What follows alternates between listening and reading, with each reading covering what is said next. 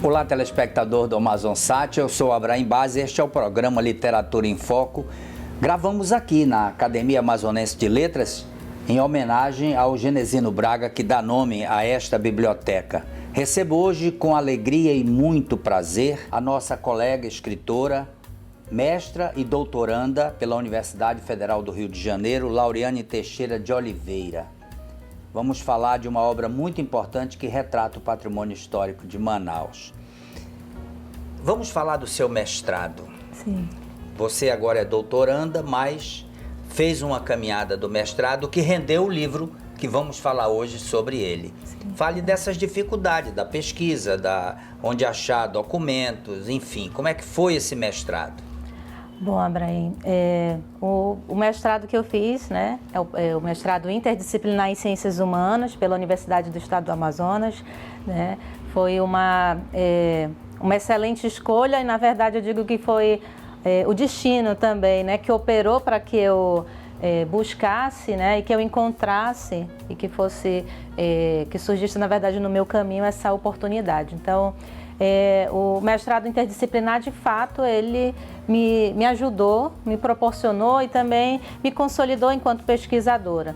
Então, ao passar no processo seletivo, né, e adentrar ao programa, conhecer os professores, o corpo docente, e que foi realmente com as disciplinas me debruçando para que eu pudesse alcançar todos esses documentos, as bibliografias específicas para a produção da minha dissertação, né, que hoje o fruto dela é esse livro, né, pela editora Valer. Mas assim, eu não digo que eu tive grandes dificuldades no meu mestrado, né, pelo contrário, eu acho que foi uma caminhada necessária, foi uma caminhada gratificante, né, e que eu pude conhecer, inclusive, outros professores, pesquisadores, conhecer bibliografias que eram necessárias, né. Posso aqui ressaltar também que foi uma oportunidade, talvez um caminho inconsciente também, né, que me trouxe, que foi me encaminhando para a antropologia, né, justamente pela carga interdisciplinar, e venho aqui, né, aproveito esse momento para enaltecer a Universidade Pública, a Universidade do Estado do Amazonas, esse programa em específico que eu pude participar, justamente pela interdisciplinaridade, né? Então a gente pôde realmente, de fato, navegar por autores da antropologia, da sociologia, da história, da geografia, e essa é uma abordagem muito... eu acho que ela conduz muito a minha obra, né, o meu livro. Ela diz muito sobre a proposta, né, apesar de falar sobre casas e memórias, sobre o Centro Histórico de Manaus, ela é uma abordagem que eu posso dizer interdisciplinar também, porque ela traz todas esses empréstimos, essas considerações, esses apontamentos de autores, que eu acho que é muito importante refletir, não só como é o meu objeto, né, de estudo, Centro Histórico de Manaus, mas refletir qualquer abordagem, qualquer objeto, sujeito, né, no qual a gente se propõe a estudar, de uma perspectiva intermultitransdisciplinar. Acho que isso que é fundamental. De fato, a tua obra é inédita. Você traz um novo olhar do patrimônio histórico. Inclusive, me deu o orgulho de fazer uma pesquisa em cima de uma obra minha também, que faz parte da sua pesquisa, e o que me deu muito orgulho. Agora, você constrói essa teia social tratando deste patrimônio edificado em Manaus. Como você se identificou com este patrimônio que atualmente está em decadência, com algumas perdas? Como é que você se identificou, você moradora da cidade, no centro, Avenida Joaquim Nabuco? Exatamente. Como é que você se identificou para essa escolha? Bom, Abraim, eu acho que você também, né, enquanto jornalista, esse artista e multifacetado, né, escritor, enfim, sabe que essa caminhada enquanto pesquisador, investigador, ela nos condiciona a algo que é muito pessoal, subjetivo, né? Então, escolher essas edificações e o Centro Histórico como o meu objeto que vem me acompanhando enquanto pesquisadora, né, os desdobramentos, ele parte realmente da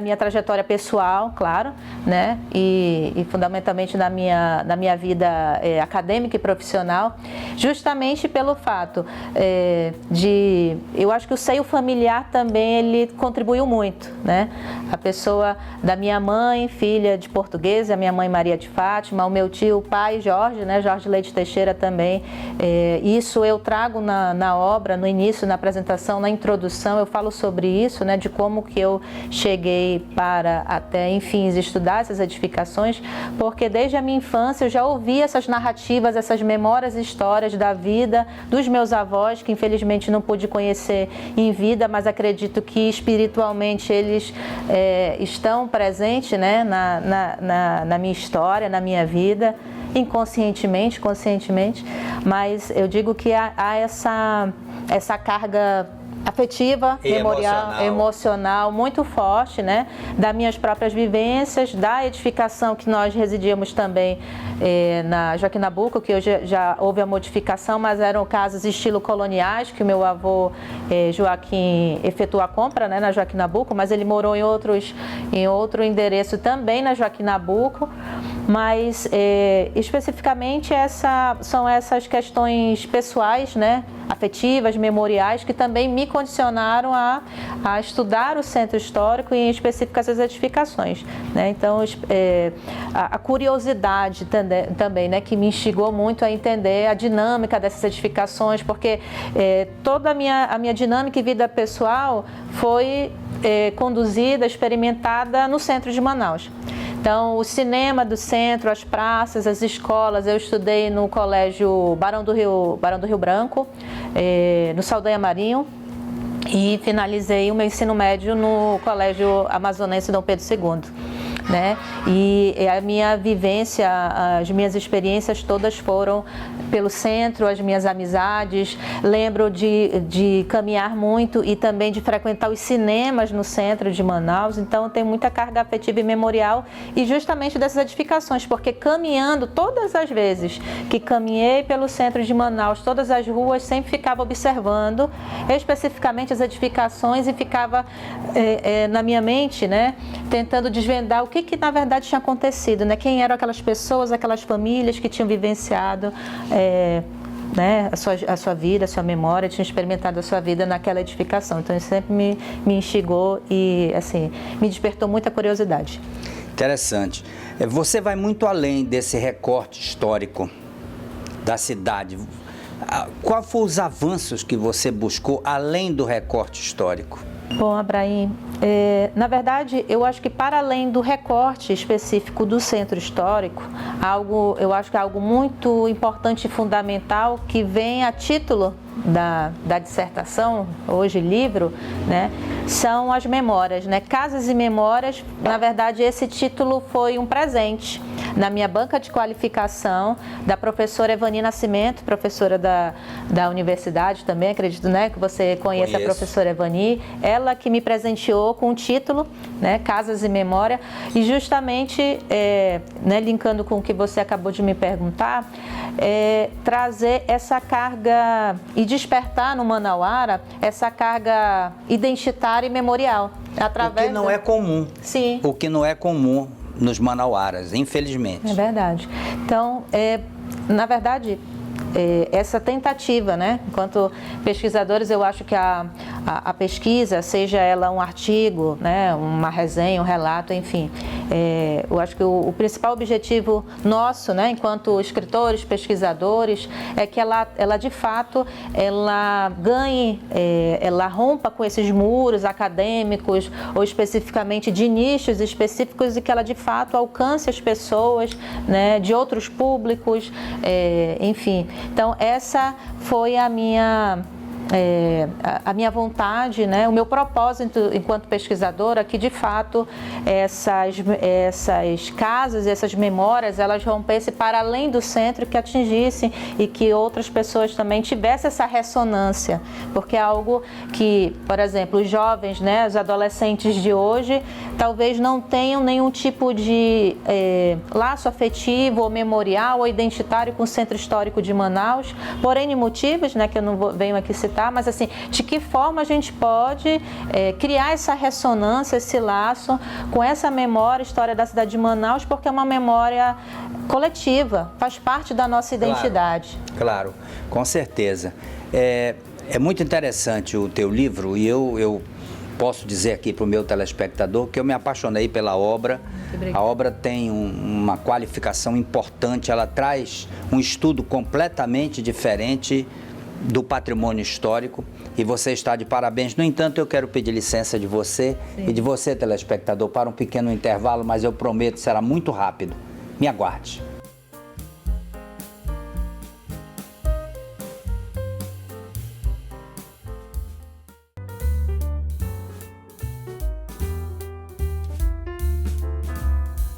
Estamos de volta ao segundo bloco do programa Literatura em Foco. Eu gravo hoje com a mestra, a doutoranda Lauriane Teixeira de Oliveira e falamos de uma obra importantíssima que você está nos acompanhando.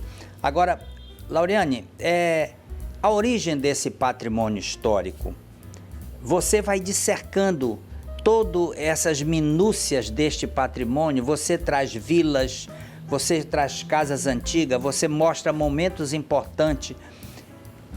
Me fala dessa intenção de fazer com que o teu leitor beba nesta fonte o conhecimento do nosso patrimônio histórico. Para fins acadêmicos, né, de pesquisa, então eu tive que, né, e isso a gente encontra na obra, dissecar um pouco sobre o que é o patrimônio, né? Então eu trago no primeiro capítulo todas essas informações, desde a concepção, porque nós temos é importante falar, né, para quem nos assiste, inclusive, essa concepção e categorização do patrimônio enquanto conceito e enquanto normativo, né?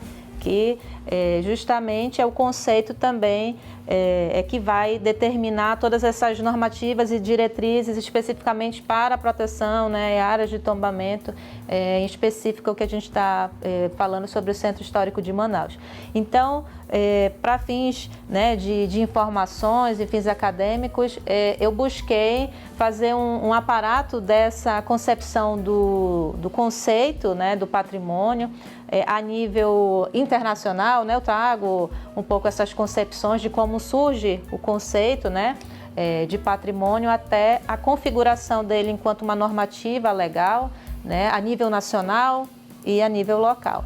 Então, no primeiro capítulo eu faço realmente, teço essas considerações. E ao longo, né, do livro, principalmente no terceiro capítulo, é que eu vou de fato trazer na prática o que esse patrimônio ele impõe, interfere, beneficia ou não essas edificações e o próprio recorte de centro histórico, né? Porque é muito importante também salientar que eu trago essa definição também do que são centros históricos, do que são centros urbanos, para que o leitor ele tenha a dimensão do que é essa área de definição. Porque nós estamos muito, né, moradores aqui da cidade de Manaus, nós estamos muito habituados com essa nomenclatura. Centro Antigo ou Centro Histórico de Manaus, sem entender exatamente o que significa os dois momentos. Exatamente, né? Agora, você analisa hoje o Centro Histórico, como é que você vê? Você que foi moradora do Centro Histórico, você que estudou o Centro Histórico, que faz um mestrado com uma busca incansável, como é que você analisa nossas perdas hoje? Bom, É duro, né? Sim, é com muito pesar, com muita tristeza, inclusive, né? Ainda continuo sendo moradora do centro de Manaus e constantemente faço esse caminho aqui pelo centro, né? Caminhando aqui, inclusive a pé, que eu gosto muito de fazer isso, porque há algo, antes de eu responder o que você me falou, fazer um adendo aqui, algo muito interessante, que é o empréstimo da geografia, que é essa perspectiva do olhar, né, que os geógrafos e os professores, né, da geografia muito falam sobre esse olhar do micro para o macro e do macro para o micro. Então você nunca faz, e ninguém, isso não é para quem é só da geografia não, mas é um empréstimo que eu digo de aprendizagem da geografia, que ninguém faz nenhum trajeto com o mesmo olhar, né, com a mesma perspectiva. Toda vez que você passa por algum lugar, você talvez encontra algo diferente. Encontra algo diferente. Então é a mesma maneira como eu observo as dinâmicas, as mudanças e transformações do centro histórico, mas em específico a negligência com algumas edificações. O abandono, o descaso, e eu vejo assim... Descaracterização. A descaracterização, né? Enfim, então é com muita tristeza que eu vejo e assim, eu acredito que se fosse, eu faço também um empréstimo de um colega que é antropólogo que trabalha no IPHAN, né, que ele é servidor do IPHAN, em que ele diz, ele usa uma palavra que é irmanar, né? Então se a sociedade, né, se a política, se a gestão pública se irmanasse de fato, né, com a comunidade, com essas organizações não necessariamente vinculadas ao patrimônio, mas as organizações, seja de fins acadêmicos, de pesquisa, eu acho que nós conseguiríamos, pelo menos, minimizar, controlar um pouco essa degradação não, mas essa deterioração dessas edificações e desses espaços. A gente fala até trazendo a questão da própria insegurança pública, o vandalismo, a insegurança de... Prostituição. Exatamente, né? O que implica ali até o uso, o andar, o caminhar do próprio manauara, do turista, enfim. Isso são várias questões, são várias implicações que cabem para além dessa conversa. Você adotou para o teu tema de trabalho a geografia e você estava na dúvida entre a geografia e a história. Me fale dessa geografia, como é que ela entra na tua vida? Não, eu vou querer ir por este caminho.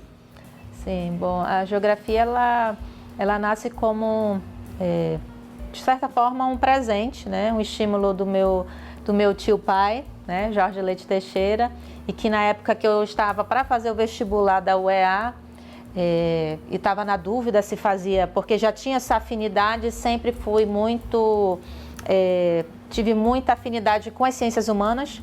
As exatas eu não tenho muita... Somos dois. Não tenho muita intimidade, né? Não tenho muita intimidade com as exatas, mas as ciências humanas sempre me encantou. Então, ele, né, prontamente me indicou. Eu lembro que a gente conversou, eu lembro muito bem disso, dessa escolha, que nós estávamos no portão da casa dos meus avós, né, ali na Joaquim Nabuco, no portão que a gente sempre costuma conversar, e eu tinha perguntado dele, ele disse, não, escolhe geografia que tu vai se dar bem, essa escolha vai te fluir para o que você, né, pretende, o que deseja. E de fato, né, ela me encaminhou e me direcionou muito bem, né? Foi muito assertiva, né, essa escolha da geografia. A receptividade do livro no mundo acadêmico e no mundo do teu leitor, aquele que te acompanha, como foi essa receptividade? Eu acredito que foi muito boa, né? Eu tive um retorno assim significativo, fiquei muito feliz e eu acho que algo muito importante para frisar e mencionar, né, que graças a Deus, graças ao universo, nós vamos amadurecendo com o tempo, então não só pela questão cronológica, né, pessoal, da questão da idade, mas amadurecendo academicamente, profissionalmente, enquanto pesquisadora. E eu fico muito feliz porque eu não tenho essa vaidade, essa é a palavra mesmo, eu não tenho essa vaidade de querer ser a estrela, de querer que o meu livro esteja ou que acompanhe N nichos ou N pessoas. Eu fico feliz que essa obra, que essa pesquisa, ela alcance de fato a quem se sente identificado, a quem tem interesse, a quem de fato tem alguma conexão ou se interessa. Então, eu tive isso e acho que isso é uma resposta muito significativa enquanto pesquisadora, do livro enquanto obra, de que eu tive esse retorno significativo de pessoas que se interessaram, que me dão feedback, que me procuraram, que tiveram interesse para comprar pessoalmente comigo e que me acompanham no meu trabalho. Então, para mim, né, se forem poucos, mas que sejam poucos que realmente façam alguma diferença, né? E no mundo acadêmico, você já mandou esse livro para o Rio de Janeiro, para os seus mestres? Como é que isso chegou lá? Bom, atualmente a UFRJ, né, o programa de Sociologia e Antropologia da UFRJ, eles passaram por uma repaginação no site. Então, ao acessar o site, você tem lá a aba dos docentes e discentes que você pode ter as informações dos discentes, né? No meu caso, como doutoranda. E lá já consta o meu livro, né, como publicado. Então, o meu orientador, que é da Antropologia Visual, professor Marco Antônio Gonçalves, que também, né, está me acompanhando, que isso é um outro mundo que talvez não dê nem tempo de conversar aqui, mas que é uma contribuição muito importante e que eu não me imaginava na antropologia audiovisual, visual. É um novo mundo, mas que eu estou muito feliz e que agarrei essa oportunidade. Então, o livro chegou, né, no Rio de Janeiro, está disponível, inclusive, na página, né? Fica o link, inclusive, a imagem, a foto do livro publicado. Isso é interessante para a academia também, né, enquanto produto.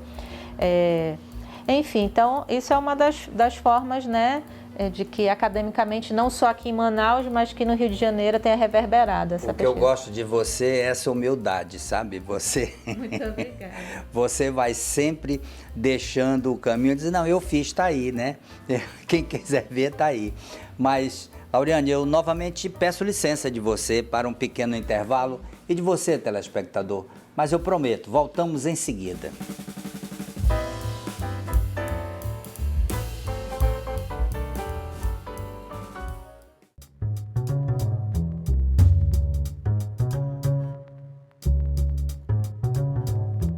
Estamos de volta, é o terceiro bloco do programa Literatura em Foco e com muito prazer, com muita alegria, eu gravo com a escritora Lauriane Teixeira de Oliveira. Ela é mestra, é doutoranda pela Universidade Federal do Rio de Janeiro, é filha de português, neta de portugueses, né?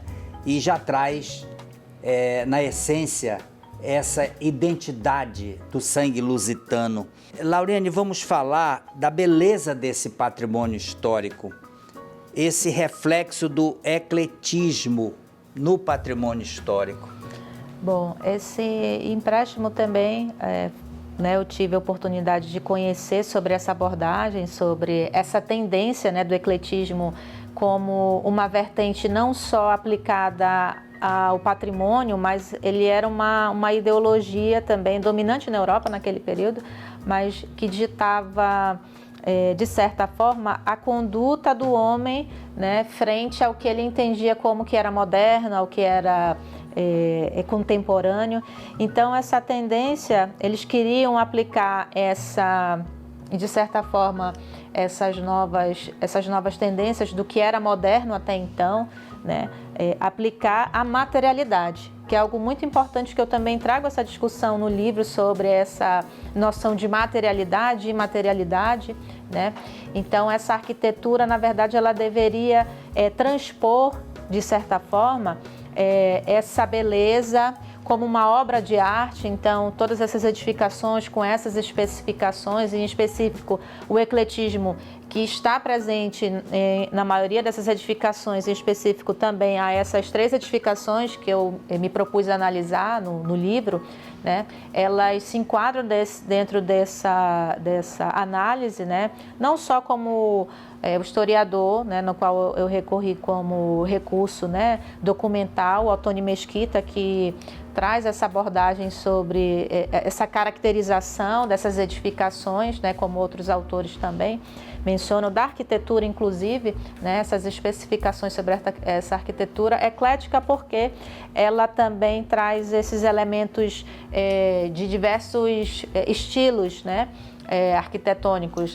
Então, nós temos aí neoclássicos, neorrenascentistas, então tem essa mistura, por isso, né, esse conceito eclético, né, e que essas edificações, elas deviam transpor essa tendência, né, como se fosse uma obra de arte. Então, a casa, ela deveria vislumbrar, ou quem visualizasse, né, apreciasse ela como uma obra de arte. Então, por isso esse requinte de detalhes, de elementos construtivos, arquitetônicos, né? Então, nós temos aí a presença de vitrais, vidraçarias, os portões, as janelas, todos eles tinham e seguiam essa tendência eclética, né? Que deveria transpor esse status também de luxo, de estética, né? Uma estética mais requintada. Pé direito alto, lustres importados da França, da Inglaterra. Exatamente. Aliás, os portugueses tiveram uma importância muito grande nessas edificações, porque de fato botaram a mão de obra.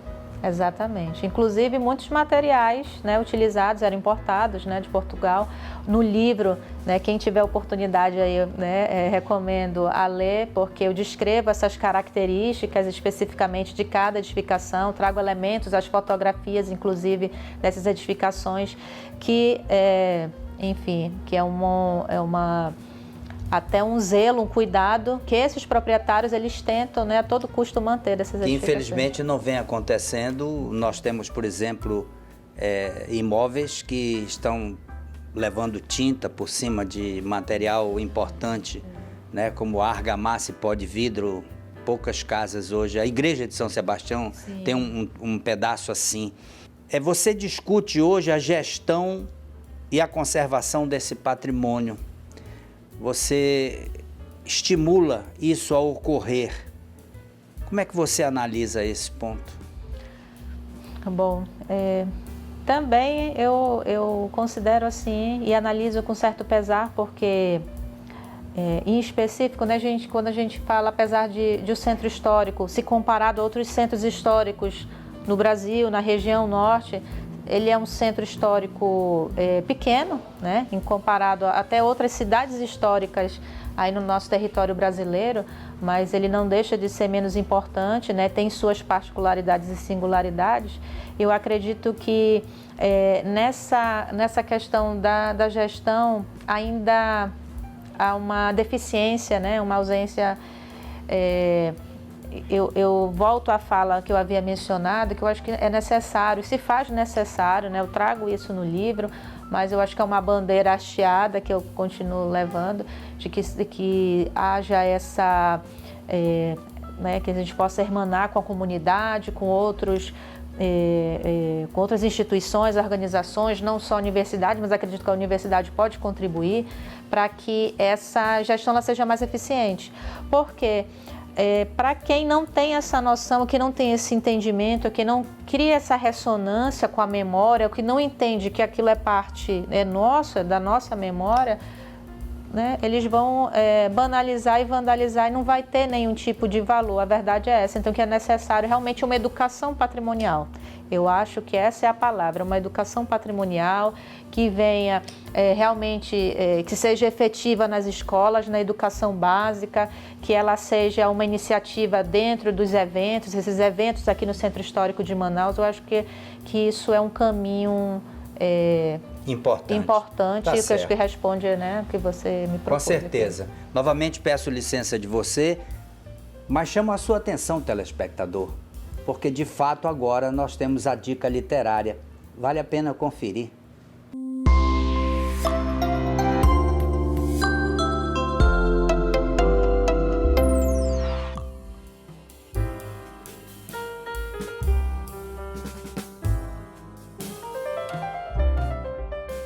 Olá, telespectador do AmazonSat. Eu sou o Abraim Base e esta é a dica literária. Falar dos judeus marroquinos é sempre uma alegria, especialmente quando eu tenho em minhas mãos o livro da escritora Iria Chokron, Judeus Marroquinos, os Mestres Pedagogos da Amazônia. Os judeus que há mais de 200 anos imigraram para a Amazônia em busca da liberdade religiosa, em busca do trabalho, e vale a pena dizer, foram vencedores, vêm de fato ao encontro de alguns deles que buscaram o ensino, tornaram-se mestres, e nesta atualidade do estudo foram, de fato, pessoas que marcaram uma época no ensino, seja na universidade, seja nas escolas públicas. A nossa escritora, Iria Chocron, fez uma pesquisa importante, onde ela destaca esses mestres que dedicaram-se ao ensino. E eu posso citar aqui em Manaus, Samuel Benchimol, Saul Benchimol, como ela cita na Amazônia tantos nomes importantes para a pedagogia e para o ensino. Isto me chama a atenção da mãe de Samuel Benchimol, que ao sair do seringal, diz ao seu esposo: eu vou-me embora para Belém do Pará, porque quero ter filhos doutores e não filhos seringueiros.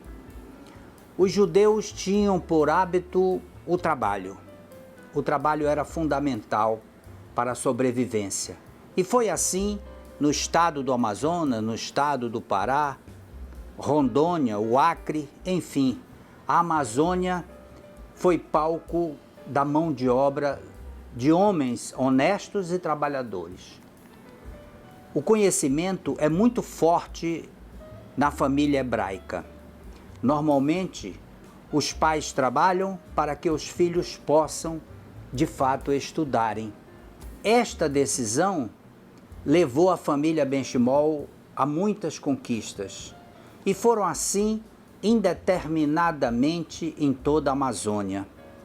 A nossa autora traz isso com cátedra, de forma importante, e me manda o livro de presente para que eu pudesse conhecer um pouco mais da pedagogia desta Amazônia. A própria Iria, a própria autora, ela é professora. Então, de fato, o livro traz um outro momento, um outro olhar das famílias hebraicas na Amazônia. Esta é a dica literária do programa Literatura em Foco para você, telespectador.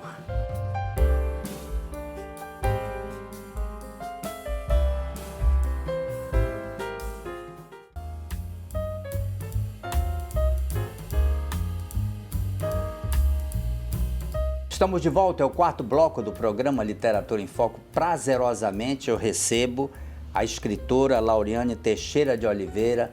Claro que ela é mestra, doutoranda pela Universidade Federal do Rio de Janeiro, mas de fato traz um livro que é o livro do momento.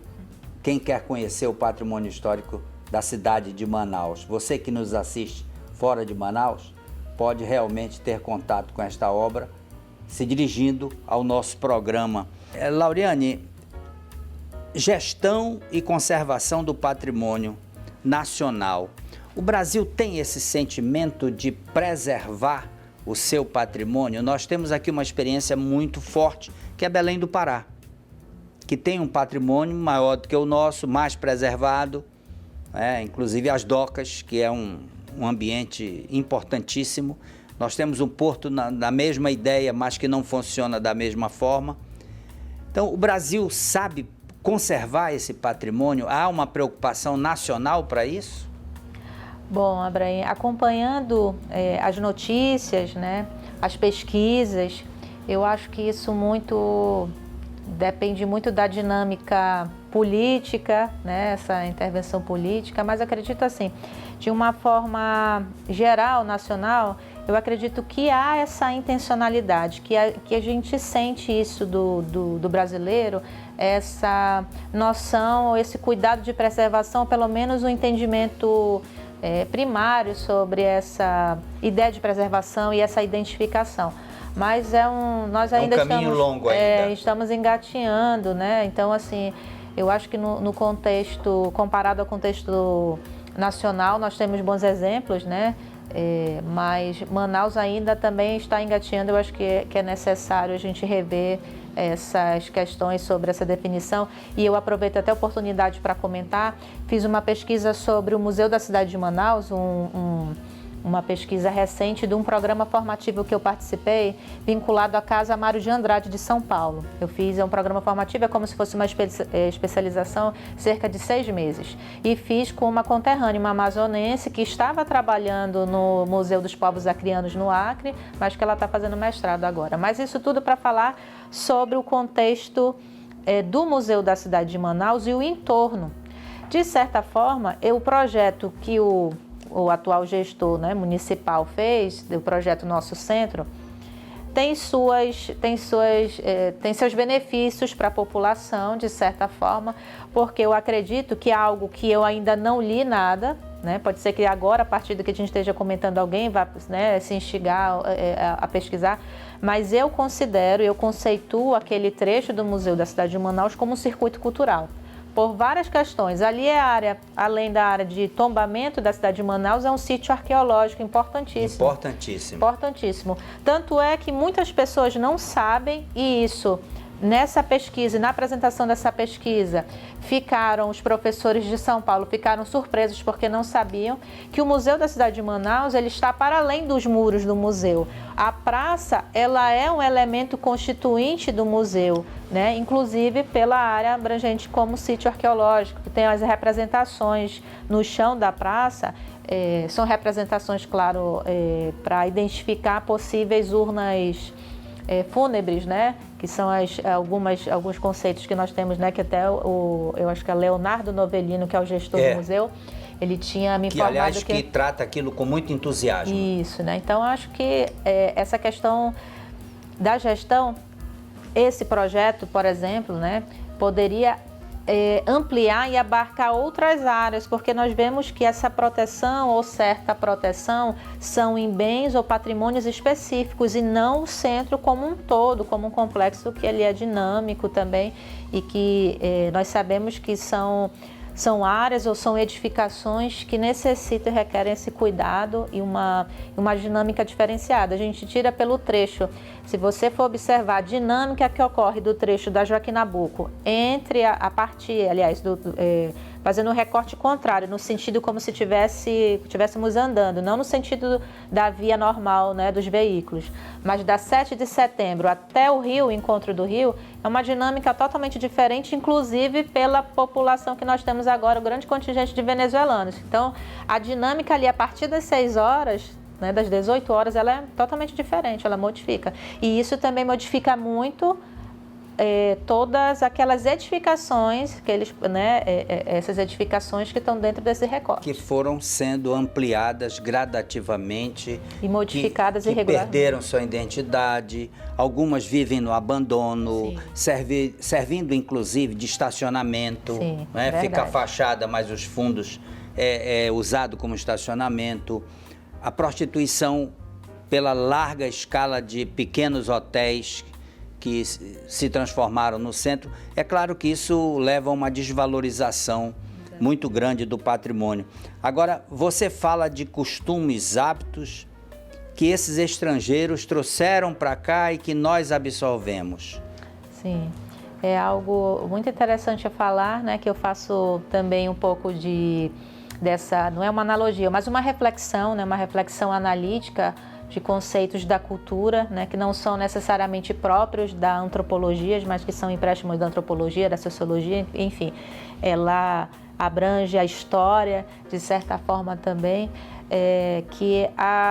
eu acho que a nossa cultura manauara, nós podemos observar hoje, e eu não trato, apesar de que o livro é algo estático, de certa forma estático, mas eu vejo tanto quanto a memória, como a identidade, a cultura, como um conceito dialético. Ele está em dinâmica e em constante transformação, né? Então, ele não... Conversando o tempo todo, Exatamente. Abrindo portas para novas pesquisas. Exatamente. E é inegável essa contribuição estrangeira, mais especificamente, né, lusitana, para a nossa cidade, e que eu trago não só no livro, mas ao longo das minhas pesquisas, de uma pesquisa atual que também que estou realizando, aliás, que já está concluída, que vai fazer parte até de um livro organizado pela minha orientadora, a professora Tatiana, junto com o professor Ernesto Renan, né, Renan Freitas Pinto. Renan Freitas Pinto, pela FAPEAM, inclusive esse artigo que eu produzi vai estar como capítulo de livro,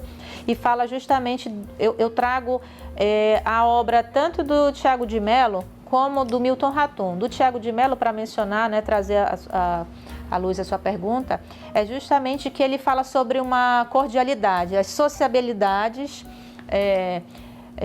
que ele encontra, né, que ele faz esse relato no livro Manaus, Amor e Memória, em que ele fala sobre essa cordialidade que ficou como se fosse um empréstimo social, cultural, afetivo também, né, lusitano, para com os manauaras, os amazônidas. Então essa cordialidade ou essa necessidade do bem viver coletivo, então aquela conexão que se tinha, que talvez se perdeu, né? E que se tinha muito presente aqui no centro, porque ele fala ele traz no livro certos trechos aqui de Manaus, né, aqui do centro de Manaus em específico, e que ele fala dessa cordialidade, esse bem viver. Então que se tinha aquele costume de cumprimentar os vizinhos, de sentar na porta, conversar, né? Essa coisa afetiva, muito calorosa, muito prestativa, né? Fazendo compra nas grandes mercearias. Exatamente. É uma cidade que já não existe mais. Ela não existe, realmente. É como se algo ficasse ali cristalizado, né? Talvez a gente ainda tenha resquícios dessa cordialidade, mas é algo que talvez tenha ficado ali um pouco distante. Me chama a atenção, você fala de Joaquim Nabuco e você felizmente me leva à minha infância, porque eu morei na Joaquim Nabuco, morei na Lauro Cavalcante, no Igarapé de Manaus, eu morei naquele entorno por muito tempo, 7 de setembro. Meu pai tinha uma loja bem na esquina da 7 de setembro com Joaquim Nabuco. Eu me lembro da Estância do Cangalha, eu me lembro do nascimento da Casas do Óleo, eu me lembro da Renascença. Eu lembro da Casa do Óleo. Quer dizer, é um momento muito especial de você viver um espaço que já não existe mais. A família Sombra vendendo picolé na esquina. Sim. Quer dizer, os açaiagues que já estão ali há muitos anos. Então, o teu livro é um convite a esse momento especial. E o teu leitor vai, com certeza, ter esse olhar que você pede para que ele tenha. E você faz esse convite. Eu queria que você fizesse esse convite ao vivo para o nosso telespectador, para que ele possa buscar essa essência de uma cidade que ele não conhece. Bom, Abraão, agradeço a oportunidade, né, o convite. Sou imensamente grata, feliz, né, pela oportunidade de estar aqui, de a gente ter esse momento de troca. Então, eu faço o convite, né, a todos os manauaras, aos nascidos, aos que escolheram a cidade de Manaus como sua cidade, né, seja migrante ou imigrante, né, a conhecerem essa obra que é dedicada não só aí a essa materialidade, ao Centro Histórico de Manaus, mas especificamente a essas narrativas, que eu acho que é o que nos conecta, né? Que é o que traz ressonância com a nossa própria identidade, com a nossa própria memória. Então, tenho certeza que será uma excelente e uma grata oportunidade de conhecer um pouco da história da cidade de Manaus pela perspectiva de quem viveu, de quem experimentou a cidade a partir dessas memórias. Então, eu convido a todos que tiverem interesse em se debruçar um pouco sobre essa história, esse outro lado também da história da cidade de Manaus, do Centro Histórico, a partir dessas casas e dessas memórias, né? Vocês podem encontrar essa obra disponível na Editora Valer, que está localizada agora com o novo prédio, né, ali no Largo de São Sebastião, e também diretamente comigo, né, tanto podem me encontrar nas redes sociais, que estou sempre ali disponível e atenta aí a quem me procurar. Tá certo. Isso. Novamente eu peço licença de você e de você, telespectador, para um pequeno intervalo, mas vamos voltar em seguida com o último bloco.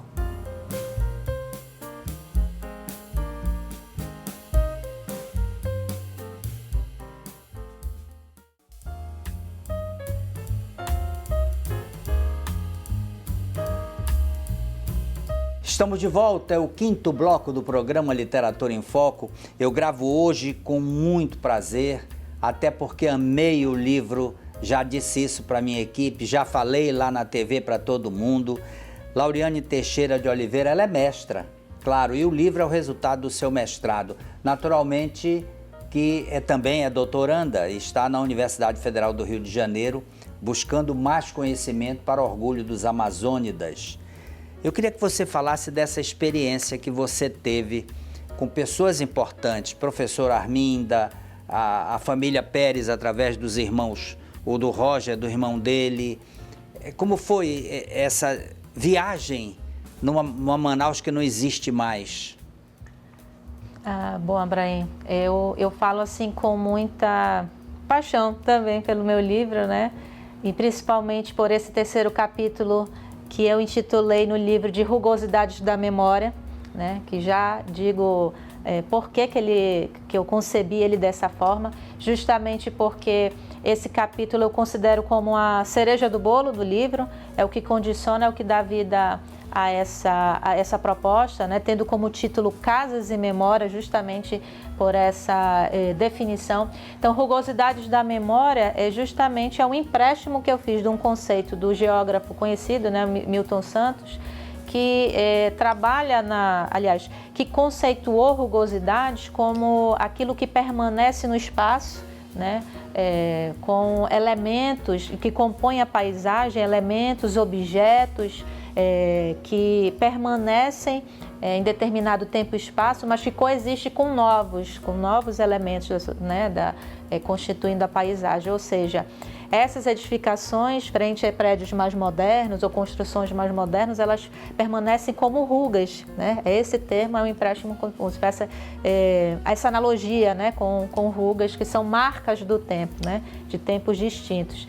Então, eu inicio esse capítulo falando sobre esse termo, fazendo esse empréstimo, uma adaptação, né, para essa terminologia que eu busquei das edificações e justamente para que eu pudesse, porque eu tenho esse costume enquanto investigadora, enquanto pesquisadora, talvez alguns não aceitem muito bem, mas eu acredito que eu tenho um caminho, eu sou muito prolixa, falo bastante, né? E às vezes a gente tem que aprender a se poldar também, né? Para que a gente possa ser mais objetivo, mais racional e que a gente de fato consiga atingir o que a gente precisa. Mas nesse caminho eu busquei, além das narrativas, falar sobre essa configuração das edificações. E aí eu vou fazer esse gancho com as narrativas. Por quê?